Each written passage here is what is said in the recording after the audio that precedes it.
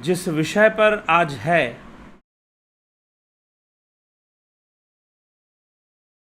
वह विषय है अशुद्ध विद्या। शिव सूत्र का विषय है अशुद्ध विद्या।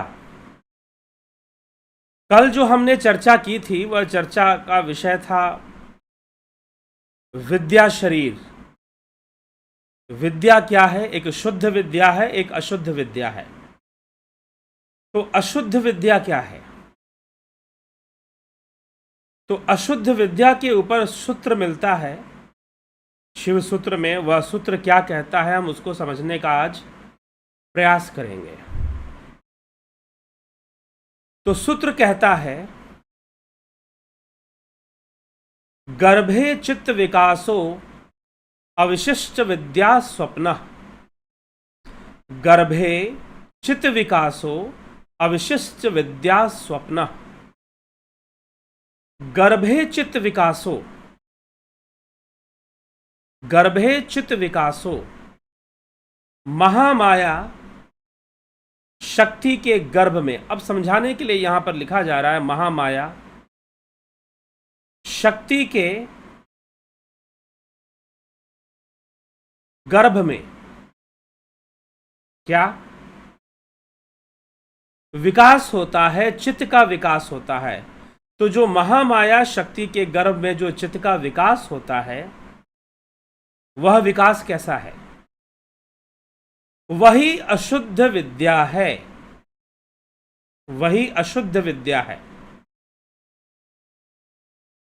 तो महामाया शक्ति के गर्भ में जो चित्त का विकास होता है वह क्या है? वह अशुद्ध विद्या है, ऐसा कहा जा रहा है। अविशिष्ट विद्या स्वप्न, स्वप्न के मानिंद है। इसी बात को श्रीमद् भगवद गीता,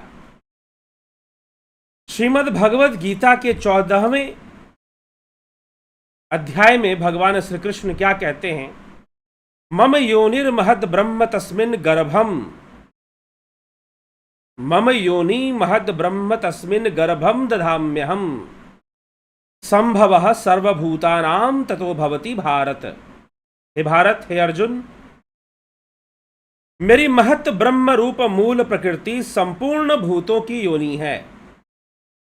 महत ब्रह्म, महत ब्रह्म क्या है? महत तत्व। ब्रह्म का जो विवर्त है वो सबसे पहले महत के रूप में पाया गया। महत तत्व मतलब बुद्धि। बुद्धि ही वह योनि है जिसमें यह संपूर्ण संसार इंद्रियों का माध्यम लेते हुए प्रकाशित होता है। तो संपूर्ण अविद्या का आधार बुद्धि है। यदि हम पतंजलि योग सूत्र के अनुसार, यदि हम पतंजलि योग सूत्र के अनुसार अगर इस बात को समझें तो जो बुद्धि है वही अविद्या का आधार है। यहां पर जिसे अशुद्ध विद्या कहा जा रहा है, ज्यादातर वेदांत शास्त्रों में या योग में उसे अविद्या के नाम से भी जाना जाता है। बुद्धि जो भी ग्रहण करती है वह सब अविद्या ही है। बुद्धि जो भी ग्रहण करती है वह सब अविद्या ही है। तो महत ब्रह्म योनि। और यह सूत्र क्या कहता है? शिव सूत्र कहता है गर्भे चित्त विकासो विशिष्ट विद्या स्वप्न। गर्भे चित्त विकासो, गर्भ में, प्रकृति के गर्भ में, महामाया के गर्भ में। यही श्री कृष्ण भगवान कहते हैं 14वें अध्याय में, मम योनिर्महद ब्रह्म तस्मिन् गर्भम दधाम्यहम् संभवः सर्वभूतानां ततो भवति भारत।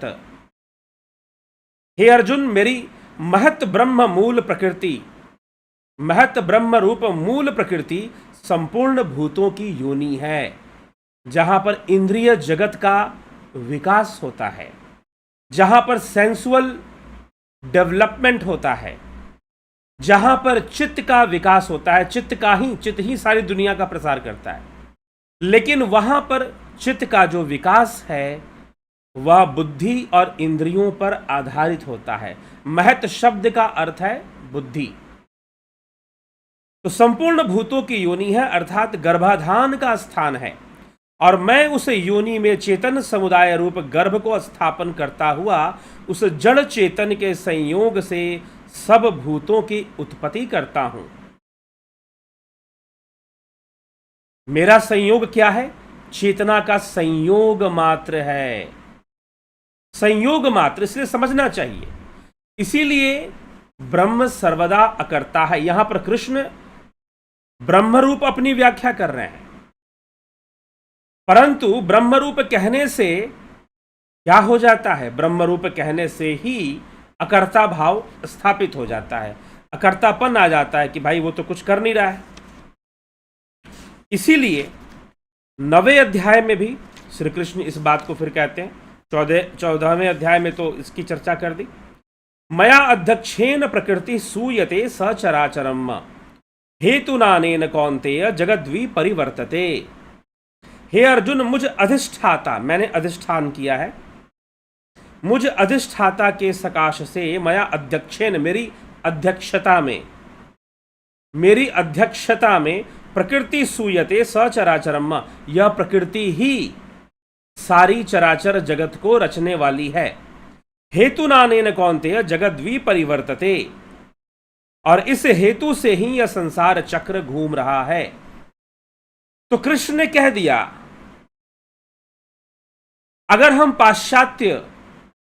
पाश्चात्य रिलीजियस फिलॉसफी को अगर पढ़ेंगे, आप अगर अब्राहमिक कल्ट की बात करेंगे तो वहां कोई फिलॉसफी नामक चीज ही नहीं है। सच्चाई तो यह है, देयर इज नो फिलॉसफी, क्योंकि जहां फिलॉसफी आ जाएगी वहां लॉजिक्स आ जाएंगे, वहां तर्क आ जाएंगे, और जहां तर्क आ जाएगा, जब आप बात करोगे किसी हेवनली पावर के ऊपर या गॉड के ऊपर, तो वहां तर्क नहीं हो पाएगा फिर। इसीलिए कृष्ण कहते हैं कि लोग कर्म करते हैं। कैसे कर्म करते हैं? कौन उनसे कर्म करवाने वाला है? कौन पाप कौन पुण्य? तो पाश्चात्य रिलीजियस थ्योरी है कि जो जितने भी अच्छे काम हैं वो ईश्वर करवाता है, और जितने बुरे काम हैं वो शैतान करवाता है। लेकिन भारतीय दर्शन में कहीं पर भी शैतान नामक किसी शक्ति की कोई चर्चा नहीं मिलती है। भगवान कृष्ण कहीं नहीं कहते कि भाई पाप कर्म जो है कोई शैतान करवाता है, कोई ईविल करवाता है। नो, कौन करवाता है? प्रकृति करवाती है। और प्रकृति कैसे करवाती है? प्रकृति के 3 गुण है, रजोगुण, तमोगुण, सतोगुण। तमोगुण के बढ़ जाने से और उसमें रजोगुण का मिश्रण अगर हो जाए तो व्यक्ति पाप कर्म करता है, पाप कर्म करता है। जैसे ही तमोगुण में रजोगुण का रिएक्शन होता है तो व्यक्ति पाप कर्म करेगा। तो कौन कर रहा है? प्रकृति के गुण ही आपसे कर्म करवाते हैं। कोई परमात्मा, कोई ऊपर बैठा कोई ईश्वर आपसे कोई कर्म करवाने नहीं आता है, और ना कोई शैतान। गुण है, प्रकृति के ही गुण हैं। हां, हमें पाप से बचना चाहिए, क्योंकि कर्मों का फल हम ही को भोगना है। कर्मण्यवाधिकारस्ते मा फलेषु कदाचन, कर्म फल हेतु भुर्माते संगवस्तु कर्मणि। जिसने जैसा कर्म किया उसको वैसा फल भोगना पड़ता है। कर्म मात्र ही तेरे अधिकार में है, कदाचित फल तेरे अधिकार में नहीं है। कृष्ण ये बातें समझाते हैं। लेकिन ये कर्म हो गया, ये इंद्रियां हो गई, ये माया हो गया, ये बहुत तरह के जो हमने संसार बसा रखे हैं, ये सही है, ये गलत है, ये ऐसे है, ये वैसे है, यह सब का सब अविद्या है।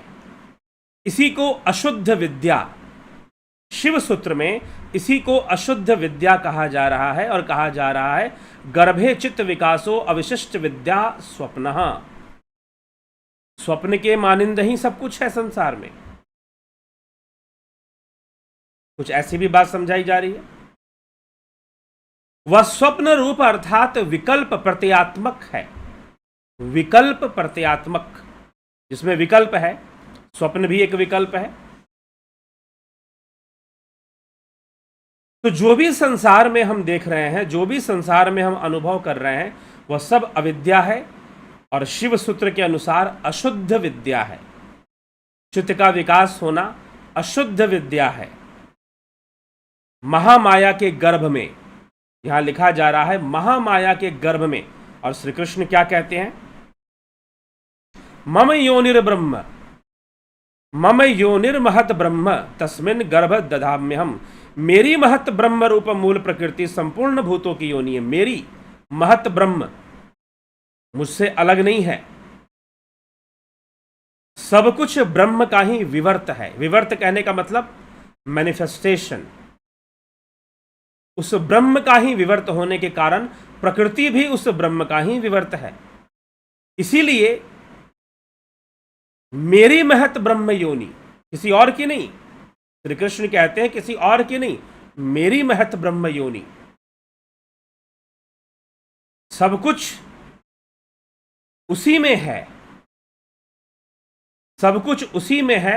और वो प्रकृति जड़ चेतन गुण दोषमय विश्व किन्न करतार। रामचरितमानस में इसकी बहुत बृहद चर्चा है। अगर आपने रामचरितमानस सुनी होगी तो आपने उसमें सुना होगा कि जड़ चेतन गुण दोष के बारे में कैसे गोस्वामी तुलसीदास जी चर्चा करते हैं और कहते हैं। कितनी बारीक से चर्चा, मुझे लगता है वो प्रत्येक व्यक्ति को सुनना चाहिए और समझना चाहिए। संसार में कोई भी ऐसा नहीं है जो गुण दोष से सना हुआ ना हो। चाहे कोई बड़ा से बड़ा संत हो, चाहे कोई अवतारी पुरुष ही क्यों ना हो, वो सब गुण और दोष से सने हुए हैं। ये हो सकता है कि किसी के अंदर गुण अधिक हो, दोष कम हो, किसी में दोष ज्यादा हो, गुण कम हो। लेकिन संसार की कोई भी वस्तु इससे परे नहीं है। गोस्वामी तुलसीदास जी ने बहुत ही सुंदर दार्शनिक काव्य को वहां पर लिखा है। बालकांड के अंदर आता है। श्री कृष्ण भी यह बात अर्जुन को समझाने में लगे हुए हैं कि यह प्रकृति के द्वारा, प्रकृति के महत ब्रह्म योनि, जो वास्तव में महत ब्रह्म योनि क्यों बोल रहे हैं उसे? इसीलिए बोल रहे हैं कि वह ब्रह्म का ही विवर्त है, वह ब्रह्म का ही प्रकाशन है, प्रकृति के रूप में और योनि के रूप में। और उसमें चेतन जो आ रहा है वह भी ब्रह्म ही है, वह योनि भी ब्रह्म है और वह चेतन भी ब्रह्म है, वो सब ब्रह्म ही है। तो उसमें ऐसा विकास चल रहा है, ऐसा डेवलपमेंट चल रहा है। और यह जो महामाया के गर्भ में, इस प्रकृति के गर्भ में, इस शिवा के गर्भ में, शिव और शिवा, शिव और शक्ति में कोई भेद नहीं है। शिव सूत्र का यह विशेष बिंदु है। शिव और शक्ति में कहीं कोई भेद नहीं है, इसलिए सब कुछ शिव माना गया है। शिव ही मूल तत्व माना गया है। शिव के अलावा कोई दूसरा तत्व नहीं है, कोई दूसरा तत्व नहीं है, वही मूल तत्व है, उसी की सारी सृष्टि है। तो प्रकृति में इस प्रकार से जड़ चेतन का संयोग करके प्रकृति चेतन के संयोग से बुद्धि में चित्त की अवस्था मानी जाती है। चेतन के संयोग से चित्त की अवस्था मानी जाती है और वह चित्त जो है बुद्धि रूप होकर कार्य करना शुरू कर देता है। और जब उसका विकास होता है तो उसका संपूर्ण विकास इंद्रियों पर निर्भर है, बुद्धि पर निर्भर है। और यही अविद्या है, यही अशुद्ध विद्या है, यही अविद्या है जो इंद्रियों के माध्यम से बुद्धि काम कर रही है। इंद्रियों के माध्यम से बुद्धि जब भी काम करेगी तो वहां पर उसको भेद मिलेगा, डिस्क्रिमिनेशन मिलेगा, कई तरह के भेद उसको मिलेंगे, डाइवर्सिटीज मिलेंगी उसे। लेकिन अगर वही बुद्धि इंद्रियों को छोड़ दे, इंद्रियों को त्याग कर कर अंतर्मुखी हो जाए, अपनी दिशा को आत्मा की ओर कर दे, तो वह भेद मुक्त होकर अस्तित्वहीन हो जाएगी। अरे जहां कोई भेद ही नहीं होगी वहां बुद्धि का काम क्या? जहां सब कुछ बराबर हो जाए, जहां पर समता स्थापित हो जाए, जहां पर पूर्ण संतुलन आ जाए, वहां बुद्धि की क्या आवश्यकता? बुद्धि का सारा साम्राज्य वहां खत्म हो जाएगा। लेकिन सत्य की प्राप्ति हो जाएगी, समाधि की प्राप्ति हो जाएगी, समत्व बुद्धि वहां आ जाएगी, स्थित प्रज्ञता, जहां पर बुद्धि स्थिर हो गई, स्थित प्रज्ञता की अवस्था आ जाएगी। कौन सी अवस्था आ जाएगी? स्थिर प्रज्ञता की, स्थित प्रज्ञता की अवस्था बन जाएगी। तो बुद्धि का साम्राज्य वहां खत्म हो जाएगा। फिर बुद्धि का कोई साम्राज्य वहां टिकने वाला नहीं है। तो इसीलिए महत ब्रह्म योनि, ये जो महत ब्रह्म योनि है, इस महत ब्रह्म योनि को यहां पर समझाने का प्रयास शिव सूत्र में भी किया गया है कि इसीलिए गर्भ शब्द का प्रयोग है। गर्भ में हिरण्य गर्भ क्या है? वास्तव में हम सब भी एक गर्भ में हैं। हम सब कहां पर हैं? एक प्रकृति के गर्भ में हैं। हमारी अवस्था कहां पर है? प्रकृति के गर्भ में है।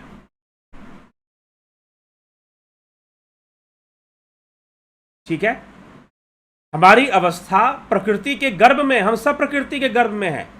और ये संपूर्ण संसार, हम इसे ब्रह्मांड कहते हैं। ब्रह्म का अंड है ये ब्रह्म के ही भीतर है। और हम सब हिरण्य गर्भ में, हम सब का वास है। इसीलिए जीव जगत उस हिरण्य गर्भ का ही परिणाम है। जीव जगत उस हिरण्य गर्भ में ही रहता है। तो कुछ ऐसी विचारधारा यहां पर दी जा रही है कि यह संपूर्ण संसार जो कि अशुद्ध विद्या है, अविद्या रूप है, यह चित्त से, महामाया के गर्भ में चित्त से प्रकाशित होता है। चित्त यहां पर कार्य करता है, चित्त से यह प्रकाशित होता है महामाया के गर्भ में। और यह सब का सब, इसी को महत ब्रह्म योनि भगवान कृष्ण कह रहे हैं। यह सब का सब क्या है? अशुद्ध विद्या है। इसे अशुद्ध विद्या मतलब इंद्रियों की जो दिशा है वो अविद्या की ओर है।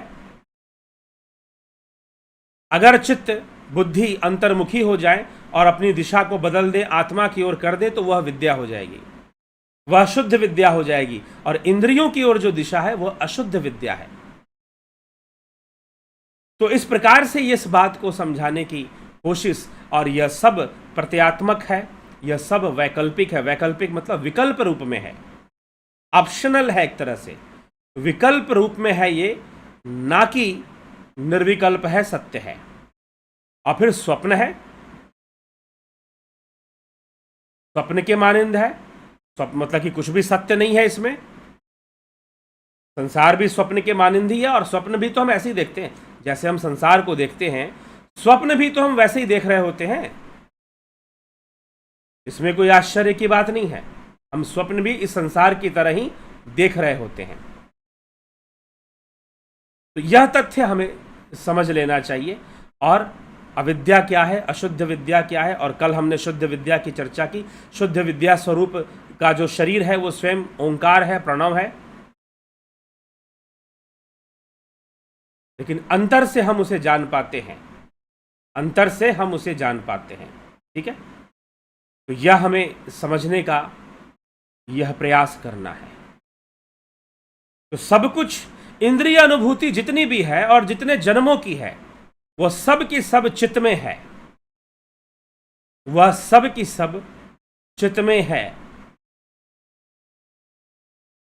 ठीक, तो चलिए आगे बढ़ते हैं और आपके कमेंट्स को भी देखते हैं और समझने का प्रयास करते हैं। नवजोत नाथ जी, चित्रंजन बरुआ, प्रणाम गुरु जी, ओम तत्सत। Please explain what are the 5 truth told by Bhagwan Krishna to Arjuna. What are the 5 truth? Which 5 truth? Is it written in Bhagavad Gita that Lord Krishna, Bhagwan Krishna is going to speak about 5 truth? क्या भगवान कृष्ण ये कह रहे हैं कि अर्जुन मैं तुझे 5 सत्य बताऊंगा? If not, अगर नहीं, तो we have made the some 5 truth. हमने बना दिया है 5 truth। तो 5 ट्रुथ कृष्ण ने अर्जुन को क्या कहा, ये किस श्लोक में है? क्या कोई ऐसा वर्ष, कोई ऐसा श्लोक है जहां पर श्री कृष्ण ये इस बात की वो घोषणा कर रहे हैं या वो डिक्लेयर कर रहे हैं कि मैं 5 सत्य बता दिया हूं या मैं 5 सत्य बताऊंगा? I will speak the 5 truth. If not, then it is the only the interpretation of someone। ये किसी का अपना इंटरप्रिटेशन है कि भगवान कृष्ण ने 5 सत्य बताया। लेकिन क्या गीता ऐसा कहती है कि 5 सत्य बताया जाएगा? Do Gita declare that 5 truths will be explained? जैसे कि 4 नोबल ट्रूथ, तो बौद्ध में वहां आता है कि I will explain the 4 noble truth. वहां पर बुद्ध कहते हैं कि हाँ 4 आर्य सत्य मैं बताऊंगा, लेकिन क्या ऐसा कृष्ण कहते हैं कि मैं 5 सत्य बताऊंगा? I will speak the 5 truth. If not, if there is no shloka, अगर कोई श्लोक नहीं है कि 5 ट्रूथ के बारे में, तो फिर ये हमारा किसी का अपना इंटरप्रिटेशन हो सकता है कि कृष्ण ने कोई 5 ट्रूथ बताया होगा। ठीक है, तो सो ये क्वेश्चन भी, how does this question stand, ये क्वेश्चन कैसे बनता है, ये क्वेश्चन कैसे खड़ा होता है कि हाँ 5 सत्य कृष्ण ने बताए? वो किसी ना किसी वर्ष में लिखा होना चाहिए कि हाँ 5 ट्रूथ वर्ड आना चाहिए। अगर नहीं लिखा किसी वर्ष में कि I am explaining the 5 truth, भगवान कृष्ण ये बोले कि अर्जुन मैं तुझे 5 सत्य बताऊंगा, I will tell you 5 truth, if not then someone interpreted it, then who interpreted, he will know the better. I can't reply for this question.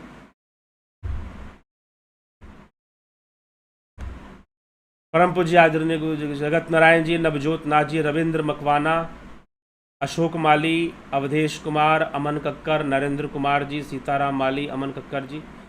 गुरु जी, जब हम ध्यान में दृष्टा भाव में होते हैं तो मंत्रों का जाप अजपा जप में करना बेहतर होता है या मंत्रों का श्वास छोड़ते हुए साउंड में जपना चाहिए?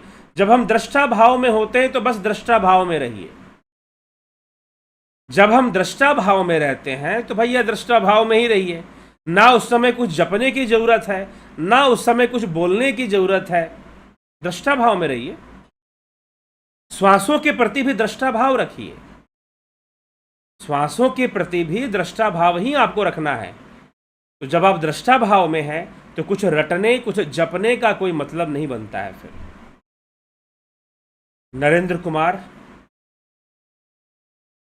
मन से बाहर निकालने का मार्ग बताने का कष्ट करें। मन से बाहर निकलने का मार्ग ध्यान योग है। विष्णुचंद्र मौर्य, कमलेश खैरनर, सविता नायक जी, नरेंद्र कुमार जी, क्या चेतना को निर्जीव तथा सजीव में मान सकते हैं? चेतना इस अवस्था से परे है। किसी वस्तु का निर्जीव होना और किसी वस्तु का सजीव होना, चेतना इस अवस्था से परे है। कोई वस्तु निर्जीव है इसका मतलब उसमें जीव नहीं है, जीवत्व नहीं है उसमें। कोई वस्तु सजीव है उसमें जीवत्व है तो सजीव है। निर्जीव और सजीव का संबंध चेतना से नहीं है, निर्जीव और सजीव का संबंध जीव से है। जीवत्व के आधार पर किसी को निर्जीव कहा जा रहा है, जीवत्व के आधार पर किसी को सजीव कहा जा रहा है। ठीक है, ना कि चेतना के आधार पर। चेतना के, क्योंकि प्रत्येक वस्तु चेतना के कारण ही है, चाहे सजीव हो या चाहे निर्जीव हो। अगर आप किसी निर्जीव वस्तु का अनुभव कर पा रहे हैं तो आप क्यों कर रहे हैं? चेतना के कारण कर रहे हैं। अगर आप ये डिक्लेयर कर रहे हैं कि फलानी वस्तु, ये अब मेरे पास एक श्रीमद् भगवद गीता है, तो अगर आप ये कहोगे ये निर्जीव है या सजीव है, वैसे तो इससे हमें ज्ञान मिलता है बहुत कुछ, क्या कहोगे इसे आप, निर्जीव या सजीव? ठीक है, यदि आप इस लायक हो कि आप किसी वस्तु को निर्जीव कह सकते हो और किसी वस्तु को सजीव कह सकते हो, तो यह मात्र आपकी इंद्रिय अनुभूति ही है। This is your sensual experience. कोई वस्तु निर्जीव है और कोई वस्तु सजीव है। This is your sensual experience only, not more than that. ठीक है, यह आपकी ऐन्द्रिक अनुभूति है कि फलानी वस्तु निर्जीव है और फलानी वस्तु सजीव है, और इसके अलावा ये कुछ भी नहीं है। ठीक है, तो जितने भी निर्जीव वस्तु है वो चेतना के साम्राज्य से बाहर नहीं है, not beyond the empire of consciousness. उसके साम्राज्य से, उसके राज्य से बाहर कुछ भी नहीं है। ठीक है, तो इसीलिए किसी वस्तु का सजीव होना, किसी वस्तु का निर्जीव होना, पहली बात तो यह एक सेंसुअल एक्सपीरियंस है, यह आपका इंद्रिय अनुभूति है, इंद्रिय अनुभूति है।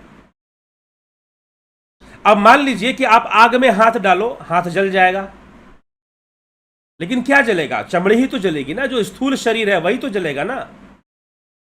और जो सूक्ष्म है, क्या उसे अग्नि जला पाएगी? क्या उसे अग्नि जला पाएगी जो सूक्ष्म है? तो किसी की मृत्यु हो जाना, किसी का सजीव हो जाना, किसी का निर्जीव हो जाना, यह सब आपका सेंसुअल एक्सपीरियंस ही है। This is your sensual experience. तो आप किसी भी वस्तु को निर्जीव अनुभव कर रहे हैं तो चेतना के कारण कर रहे हैं, चेतना के साम्राज्य के बाहर नहीं है। इसीलिए किसी वस्तु का निर्जीव होना और किसी वस्तु का सजीव होना, इसमें चेतना का कोई लेना देना नहीं है। यह बात सजीवता और निर्जीवता का संबंध जो है मात्र जीवत्व है, चेतना से नहीं है। चेतना से इसका कोई लेना देना नहीं है। चेतना सर्वव्यापी है, सर्वव्यापी है, सर्वव्यापी। क्योंकि इस संपूर्ण संसार का अनुभव आप चेतना में ही कर रहे हैं। तो इस संसार में कुछ भी ऐसा नहीं है जो बियॉन्ड कॉन्शियसनेस हो या चेतना से परे हो, कुछ भी ऐसा नहीं है। ठीक है, तो चेतना सब में है, ये कह सकते हैं।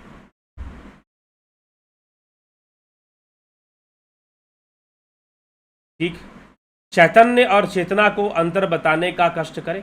चैतन्य जब हम शरीर की बात करते हैं, जब हम जीव बोध की बात करते हैं तो हम उसे चेतना कहते हैं, और जब हम उसे आनंद रूप में देखते हैं, जब हम उसे समाधि रूप में देखते हैं, स्वतंत्र होकर देखते हैं, तो उसे हम चैतन्य कहते हैं। थोड़ा सा अंतर है, एक ही विषय है, अलग अलग चीज नहीं है।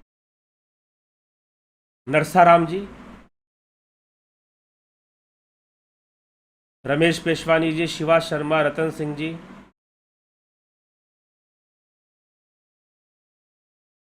कुछ ना कुछ समझदार, हाँ साधारण में जो कोई भी इस चैनल से जुड़ा है, कुछ ना कुछ समझदार है, साधारण मन 10 मानिए सुन रहे सकते हैं। वीरेंद्र मिश्रा, अशोक रावल जी, ठीक है, शिव शर्मा जी, अच्छी बात है। ललित गर्ग जी, राजू पाल, उषा श्रीवास्तव जी, श्वेता राय सिन्हा, सतीश मास्टर जी, ओम तत्सत, माधुरी कोले जी, जितेंद्र शुक्ला, स्मिता सावंत, राम सिंह कश्यप, रूपलाल विश्वकर्मा, पवन कुमार गुप्ता, भिखू कुचाड़िया। चित्त क्या है? कारण शरीर क्या है? पिछले जन्म के कर्मों के रिकॉर्डिंग कहाँ पर है? चित्त में होती है, सारी रिकॉर्डिंग चित्त में है। और कारण शरीर पर ये सब वीडियोस पहले भी बने हैं, आप सुन लीजिए। लेकिन कारण शरीर जो बीज को रखता है, जो बीज रूप कारण शरीर है, बीज हमारे संस्कारों के हैं। और कर्म स्वप्न में और जागृत में कर्म होता है। कारण शरीर अवस्था है सुषुप्ति की। ठीक है, तो सुषुप्ति अवस्था में कारण शरीर का अस्तित्व है, और स्वप्नावस्था में सूक्ष्म शरीर का, और जागृत अवस्था में स्थूल देह के साथ जीव रहता है। ठीक, तो ये कारण शरीर के बारे में बताया गया है।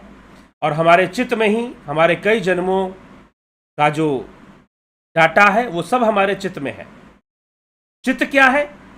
तो चित्त बुद्धि का चेतना का संयोग, चेतना से बुद्धि का जो संयोग बनता है, उससे जो बुद्धि क्रियान्वित होती है, जो क्रियान्वित होती है, तो वो वहां पर चित्त निर्मित हो जाता है। चित्त, इसलिए बुद्धि को प्रथम तत्व माना गया, चित्त को बाद में माना गया। चित्त विकसित हुआ, ठीक है, चित्त जो है विकसित हुआ, और उसने सारा डाटा, इंप्रेशंस जो है वो स्टोर करना शुरू कर देता है। हमारे जितने कर्म है, जितने संस्कार है, सबका डाटा सब उसमें है।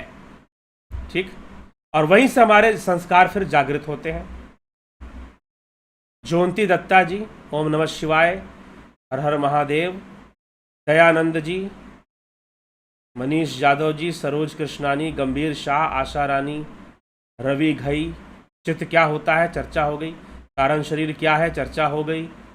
जलाराम रायका जी, जय श्री कृष्ण। गणेश आम्बेकर जी, ओम तत्सत का पूरा अर्थ बताने की कृपा करें।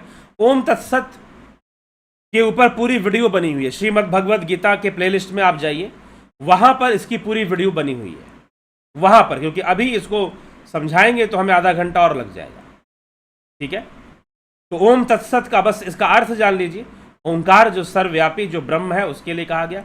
तत्सत वही सत्य है, वही सत्य है। ओम तत्सत, आत्मा ही सत्य है, ब्रह्म ही सत्य है।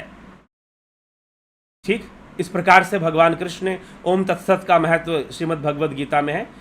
वहां पर आपको इसके ऊपर पूरा वीडियो है, लेकिन संक्षेप में मैंने आपको बता दिया। सूक्ष्म शरीर में अग्नि तत्व और जल तत्व नहीं होता, किसने बताया? पांचों तत्व होता है। सूक्ष्म शरीर में पांचों तत्व होता है अपंचीकृत रूप से। अपंचीकृत रूप से सूक्ष्म शरीर में पांचों तत्व, और अग्नि तत्व और जल तत्व तो होगा ही। हां, आप कहते कि पृथ्वी तत्व नहीं होता, क्योंकि पृथ्वी तत्व से स्थूलता आती है, तो लगता कि हां कुछ सोचा गया है, लेकिन सत्य क्या है? पांचों तत्व होते हैं सूक्ष्म शरीर में। पांचों तत्व का सूक्ष्म रूप ही होता है, और पांचों ही तत्व वहां पर होते हैं। तो पुर्यष्टक जिसे कहा गया है, वहां पर पांचों तत्व का वर्णन मिलता है, लेकिन अपंचीकृत। इसके लिए वेदांत में पंचीकरण का सिद्धांत बताया गया है। पंचीकरण का सिद्धांत तत्वों का एक विशेष अनुपात में, एक स्पेशल रेशो में मिलना ही पंचीकरण है। तो इस तरह से पंचीकरण के सिद्धांत के अनुसार क्या कहा जाता है कि जितनी भी स्थूल सृष्टि के विषय हैं, जितना भी स्थूल वस्तु है, उन सब में पंच तत्व है। जैसे कि स्थूल पानी, जिससे कि आप गीले हो जाते हैं, बरसात होती है तो पानी होता है, उस पानी में भी पांचों तत्व हैं। स्थूल रूप में अग्नि, उसमें भी पांचों तत्व हैं, उसमें भी पांचों तत्व हैं। ठीक है, तो जल में भी पांचों, स्थूल रूप में जो भी विषय है उन सब में पांचों तत्व विद्यमान है। और कोई स्थूल देही ऐसा नहीं है जिसमें कि पांचों तत्व ना हो। हां, कम और ज्यादा हो सकते हैं, अनुपात अलग अलग हो सकता है, ये हम कह सकते हैं, लेकिन पांचों तत्व ना हो ऐसा नहीं है। जल में भी पांचों तत्व है। जो पानी हम लोग पीते हैं, जो पानी हम स्थूल इंद्रियों से अनुभव करते हैं, वो जो पानी है उसमें भी पांचों तत्व है। ठीक है, उसमें भी पांचों तत्व है। यही पंचीकरण का सिद्धांत है। वेदांत दर्शन में पंचीकरण का सिद्धांत आता है। तो इसीलिए पांचों तत्वों से कुछ भी अलग नहीं है स्थूल जगत में। हाँ, सूक्ष्म जगत में अपंचीकृत तत्व होते हैं। अपंचीकृत मतलब वो आपस में एक दूसरे से बंधे हुए नहीं होते, बंधन में नहीं रहते हैं। बंधन में ना रहने के कारण उनको अपंचीकृत कहते हैं। लेकिन वहां पर सूक्ष्म शरीर की स्वतंत्रता भी हो जाती है काफी, बंधन में ना होने के कारण। सूक्ष्म शरीर अपनी इच्छा मात्र से किसी भी तत्व को धारण कर सकता है, लेकिन ये सब नहीं कर सकते। जो सिद्ध योगी हैं वही कर सकते हैं। ठीक है, अन्यथा प्रेत योनि में भटकने वाले अपने कर्म संस्कारों के बहाव में ही दुख भोगते रहते हैं, नरक का भोग करते रहते हैं एक तरह से। ठीक है, तो ये चीज है। तो पांचों तत्व विद्यमान है प्रत्येक जीव में, प्रत्येक शरीर में, और सूक्ष्म शरीर में भी अपंचीकृत रूप से सूक्ष्म रूप में पांचों तत्व विद्यमान है। अमन कक्कर जी बहुत बहुत धन्यवाद। ठीक है, आपका भी आशाराम जी, आपको सुनने से हमारी साधना हो जाती है। चलो जी, अच्छी बात है। साधना के बारे में बहुत कुछ पता चलेगा तो ध्यान तो वहाँ जाएगा ही जाएगा। कुछ ना कुछ साधना तो जरूर हो जाती है, लेकिन आगे बढ़कर और भी साधना करनी चाहिए। ठीक है, पंकज सोनी जी बहुत अभिनंदन। राम विलास जी बहुत अभिनंदन।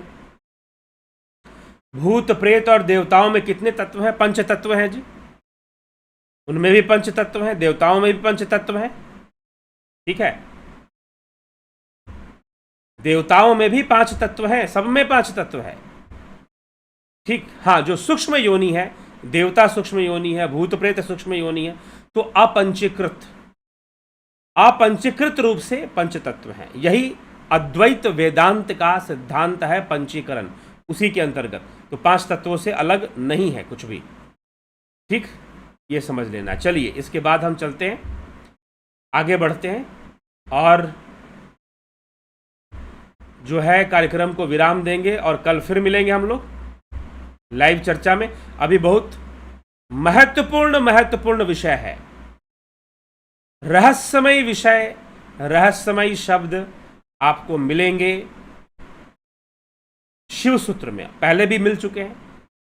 कई ऐसी बातें आपने शिव सूत्र में सुनी होंगी जो शायद स्पष्ट रूप से पीछे नहीं लिखी गई, हमने नहीं सुना। ज्ञान को स्पष्ट रूप से बंधन बताया गया। और भी कई बातें, समाधि सुख की चर्चा की गई, और अभी और भी बहुत सारी बातें हैं जो आगे मिलने वाली है। शिव सूत्र अभी है, इसमें अभी कई सूत्र बाकी हैं। अभी हम शाक्त उपाय पर चर्चा कर रहे हैं, और फिर आणव उपाय पर हम चर्चा करेंगे, और फिर स्पंद कारिका पे भी हम चर्चा करेंगे। ठीक है जिज्ञासुओं, तो इसी के साथ आज विदा लेते हैं। चर्चाएं हुई, और कल फिर हम मिलेंगे लाइव चर्चा में 9 बजे, और इस चर्चा को, आध्यात्मिक चर्चा को आगे बढ़ाएंगे। तो बहुत बहुत आभार आप सभी का। जुड़े रहे, बने रहें। और ध्यान योग का कोर्स करना चाहते हैं,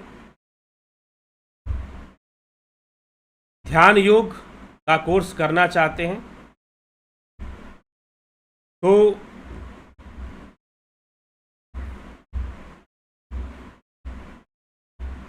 इस नंबर पे आप संपर्क कर लेंगे।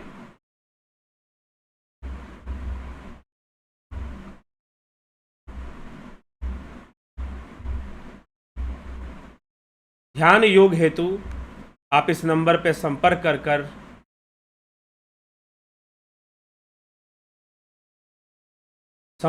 कर आप जान लेंगे। अगर आपको ज्वाइन करना है, 14 जनवरी से ध्यान योग का कोर्स शुरू हो रहा है।